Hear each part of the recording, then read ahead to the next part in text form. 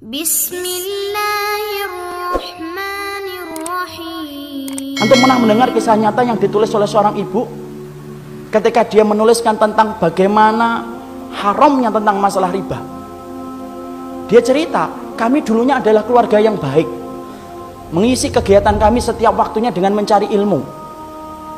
Sampai satu waktu suami saya kepentok bisnisnya dan berkata, "Dek, ini kelihatannya bisnis kita ini tidak akan pernah besar kalau kita tidak pinjem. Modal kita cekak, bisnis kita tidak akan besar ini kalau kayak gini." Akhirnya kemudian sang istri berkata, "Ya sudah mas, cari itu. Carilah suami pinjaman yang tidak bersentuhan dengan riba." Karena dia sudah ngerti ilmunya, sudah paham. Riba itu merupakan sesuatu yang sangat dibenci, sampai dipermaklumkan perang oleh Allah dan Rasulnya. Dia cari, kepentok, bukannya sabar.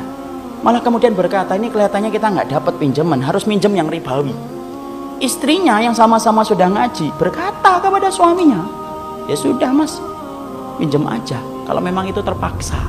Nah kita ini gampang sekali ngomong dorurah.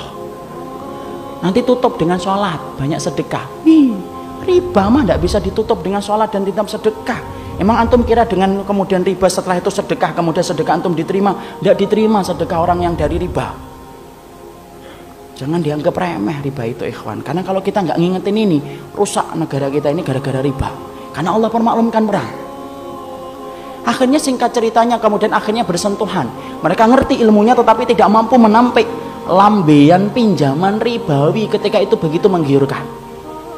Apa yang terjadi? Allah memberikan istidraj. Usahanya berhasil, gede.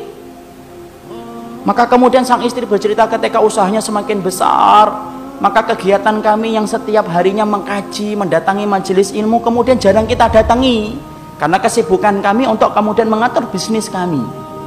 Suami saya kemudian mulai jauh dari kajian ilmu. Suami saya kemudian mulai menjauh dari panggilan sholat dengan alasan sedang rapat ataupun sedang nganter barang.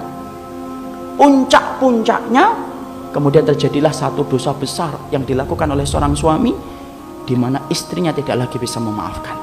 Ingat ikhwan, seorang suami kalau sudah melakukan dosa besar, istri punya hak meminta pisah dari suaminya dan itu syar'i. Maka suaminya melakukan dosa besar, akhirnya apa? Tidak bisa dimaafkan. Akhirnya apa? Kapal rumah tangga itu karam, tenggelam.